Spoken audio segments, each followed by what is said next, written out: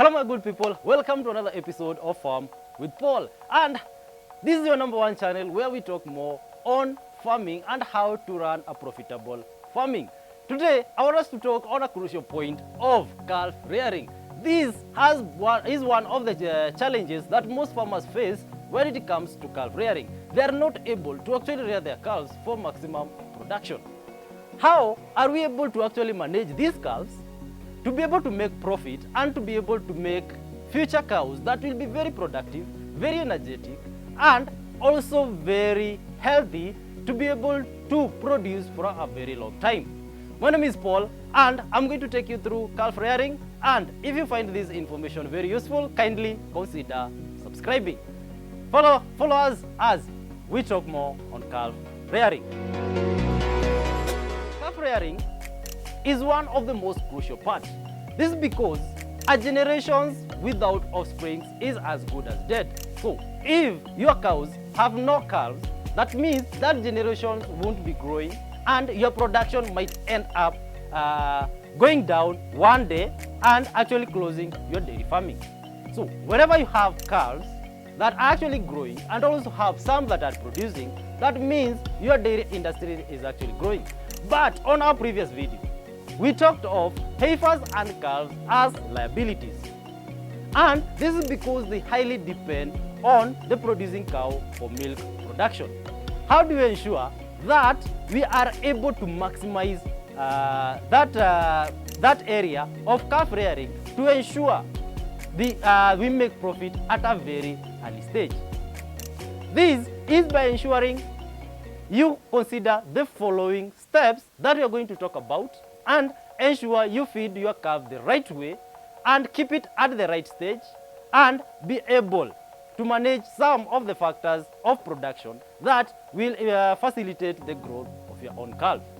If you haven't watched our previous video, we're going to put the link below so that you can be able to know more on how you can be able to run a profitable dairy farming, and also know where to start if you are new in the dairy industry.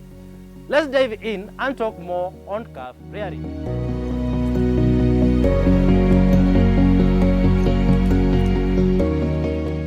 After you have purchased your heifer or an in-calf cow and you are first getting your calf, here are some of the stages that you have to consider. One of them is after your calf is born, ensure you wipe it clean to get off all the mucus, and ensure you also wipe the nostril to ensure that that calf is breathing. After that, take the weight of that calf, and at birth we use a weighing scale to take the weight, and this weight we are going to record it, and we are recording it as birth weight, and it will also help us later on to determine if your calf is growing, and it will also help in determining the amount of milk you are going to feed to your own calf. After you have taken the weight, ensure before 2 hours elapse, you feed on colostrum. Colostrum is the first milk that we get from a cow. It's usually in a very deep yellow color. And the advantage of these colostrums are very immense, and it's a very important food to that calf, because that will determine how your calf will grow. Why do we say that we have to feed before 2 hours elapse? This is because the stomach of that calf before 2 hours, it's very permeable. The first few hours, that calf stomach is very, very permeable. And one good characteristic of the colostrum is it contains antibodies. And these antibodies are very crucial to the calf for growth purposes and to ensure it resists on some of these diseases. So immediately after that calf is born, ensure you feed on maximum colostrum. This is because the antibodies in the colostrum will penetrate into the stomach of that cow and into the bloodstream and be absorbed. And that will help your cow later on in resisting some of these diseases. For those farmers, probably your cow gives birth at night or calves down at night, and you wait till morning to be able to feed on colostrum, you're actually losing it. And if you do your statistics very well, you'll note for those people who do not feed their calf on enough cholesterol for the first 2 hours, that calf have complication later on, and high chances of disease infections are very high. And mortality is also very high for those calves that are not fed on quality cholesterol from birth. Also ensure at this stage that the cholesterol you are feeding is also at the right temperature. What do I mean by that? Immediately you milk that cow, ensure you immediately feed the calf. Do not wait that milk to cool down. It is required immediately with the body temperature as it comes from the cow. You should feed it the same way. Calves should not be fed on cold milk.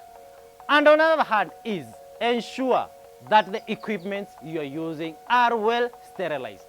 And how do you sterilize our equipment? One of them is by boiling them and actually drying them in the sun. For example, you are using a calf bottle to feed on your calf. Ensure after feeding or even before feeding, you first dip the calf bottle and the teats in hot water to ensure you kill the germs. Because at this stage you have said that the calf's stomach is very permeable. So if you feed using equipment that have been highly affected with other germs, they might end up penetrating into the calf, and you might end up having scoring of that calf or even other diseases that can affect it. Most of the people actually use a bucket or a sufuria to feed their calves.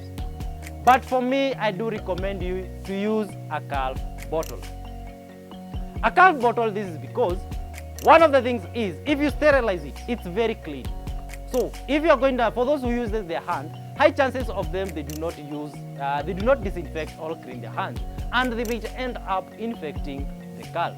So if you have a calf bottle, high chances you are not actually going to use your fingers, actually putting it into the calf's mouth and actually giving it some of the bacteria that you collect around, and even some long nails that actually carry some germs. So if you use a calf bottle, is much safer. And also a calf bottle, when you feed using a calf bottle, that means you're going to feed it when a calf is around 45 degrees. And this will help the milk to go to the right chamber, which is the abomasum at this stage, because other chambers have not yet developed. So I highly recommend you use a calf bottle instead of either using a sufuria or a bucket that you use your fingers because of hygiene and other factors. After your calf has now attained around 3 days, you start introducing on-calf starter, or what we call the calf pellets. Calf pellets are very crucial. This is because when your calf starts feeding on the calf pellets, they'll actually head direct to the rumen. And at birth, the rumen has not yet developed the papillae, or what we call the finger legs. They have not yet developed. And what stimulates the development of these papillae is the fermentation process.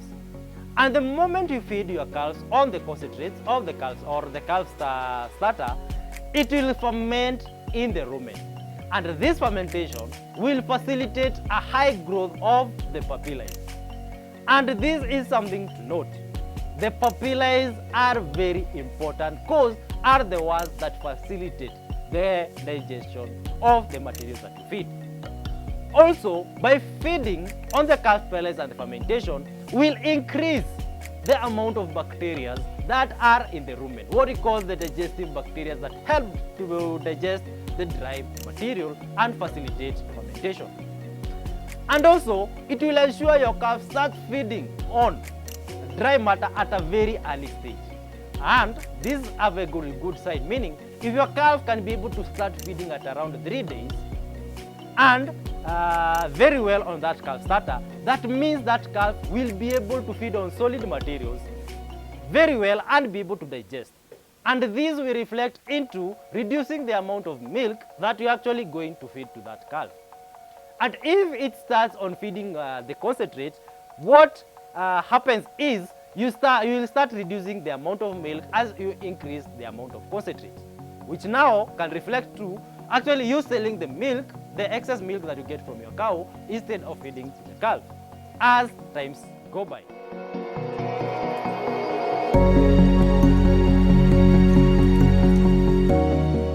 Also at 3 days, we are going to introduce hay. Hay is a very crucial fodder to the calf also. This is because hay helps in enlarging the same rumen that we fed on the concentrate to ensure it has enough papillize.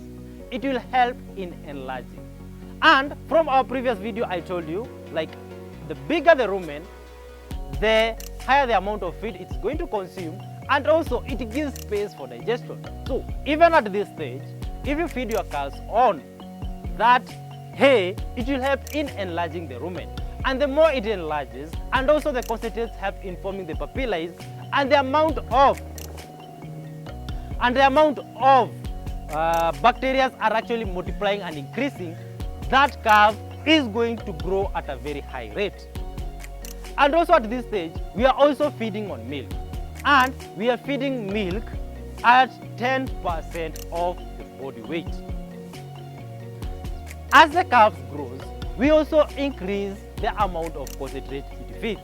For instance, if you start feeding a handful on the third day or the first week, if it finishes the handful within 1 day, the following day you increase. And you gradually increase as it increases its consumption day by day. After you start feeding on the calf pellets and the hay, ensure you also add it gradually. For instance, you started with a handful for the first day, and that calf is able to consume all of it within 24 hours. Ensure the following day you also add. As the calf grows and it feeds more, you can gradually continue increasing. And you will wean your calf when that calf has attained 2 times the weight at which it was born with. For example, if that calf was born at around 40 kgs, you're going to wean it at around 80 kgs. And also, if that calf is able to consume a whole 1 kg of calf starter. So here you are considering 2 things. That calf to attain double the weight, and also can be able to consume 1 kg per day of the calf starter. As the calf grows, also ensure you introduce water at around 3 days to 7 days. And at this time, the container that you're going to use in actually feeding on water is very different from the container you're using in feeding milk. For milk, we have recommended for you to use a calf bottle or a calf bucket that contains the nipple. For water, use an open bucket. And this time, feed on free choice. Do not force your calf to take water, but it should be fed at free choice. This will ensure that it differentiates the two. If you feed with a bucket, for example, you feed milk using a calf bottle, and also feed water using the same calf bottle, the calf will not be able to know the difference. And it might end up taking excessive water, which might later on affect that calf to a point. Some people call it that the calf is actually actually urinating blood due to excessive water. But if you feed using 2 different containers, using a calf bottle for the milk and also using a different container for water, the calf will be able to know the difference, and it will be able to take water at free choice or wherever it's thirsty. One of the other things that I've seen most farmers actually do is fail to actually consider the temperature at which the milk is during the time they are feeding to the calf. Milk temperature is very crucial. For instance, if you milk your cow at this time, kindly consider immediately after milking. Do not wait for that milk to cool down. Kindly sieve that milk and automatically feed the calf. This will help in reducing some chances of pneumonia and even causing a shock to the rumen, because the rumen contains its own temperature. If you feed it on cold milk, you will cause a shock which might end up actually affecting your calf. So milk temperature is a very key point. After your calf has attained 1 month, ensure you take the weight of that calf. And this time we are going to use what we call a weighing tape. And a weighing tape, you put it around the girth of that calf, And here is the girth is between the front legs and the stomach, and where we call the chest area. And you use what we call a weighing tape. A weighing tape is indicated in terms of kgs on one side and also in terms of centimeters. And you can automatically read on the kg side the kgs of that calf. After taking your weight at 1 month, this will help in two things. One is actually comparing from the weight of the birth weight to determine if your calf is actually growing. And the second thing will help in deworming. And deworming is very crucial. This is because remember we are feeding our calf on raw milk. And high chances is that cow that you are actually producing milk might be having some of the tapeworms that can be passed through the milk. So to ensure that the calf is actually having very good growth and not competing with other parasites, we deworm at 1 month. And this continues for every month until that calf is around 6 months.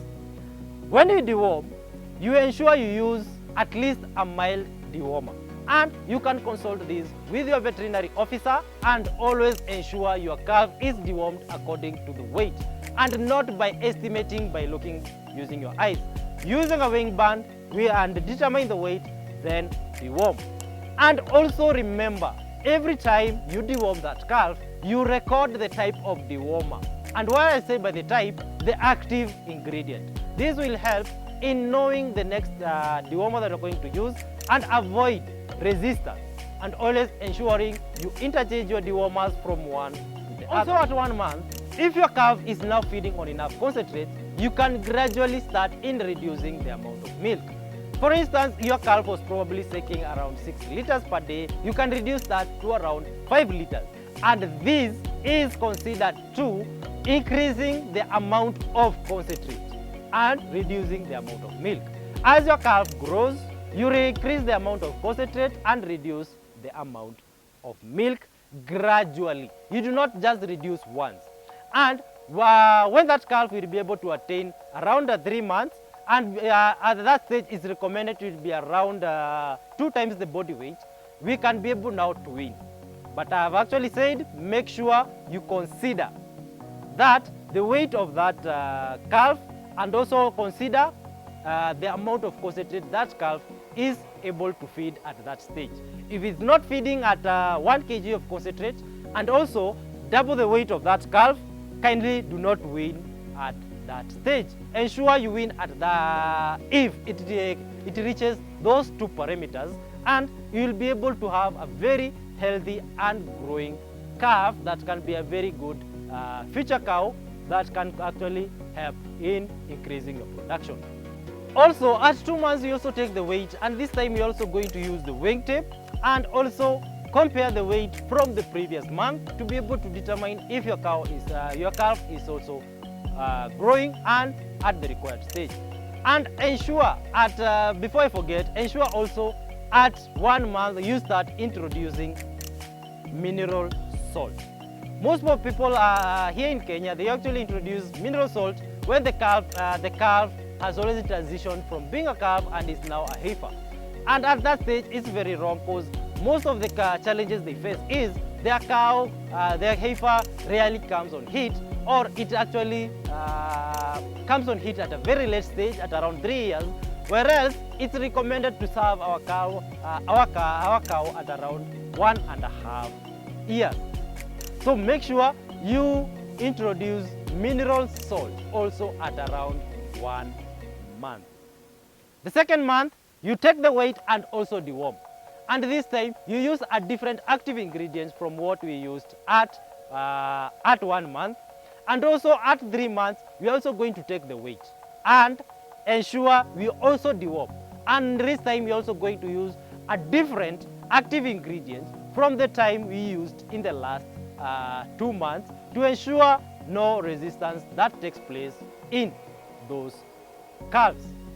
Each stage or each month, ensure you also reduce the amount of milk. And the moment you reduce the amount of milk, you also increase on the amount of concentrates that you are going to feed to that calf. As it matures, increase the amount of milk and also increase the amount of concentrate, and also increase the amount of hay. And this time, because of the development of the papillae in the rumen, that calf will be able to digest all those materials and always feed on fresh feed every day. Because one thing is, fresh feed, despite not only to the calf, it helps stimulate the appetite of that calf. Anyway, thank you for watching, and if the information has been useful to you, kindly consider subscribing and also hitting the bell so that you can be notified whenever we record another new video.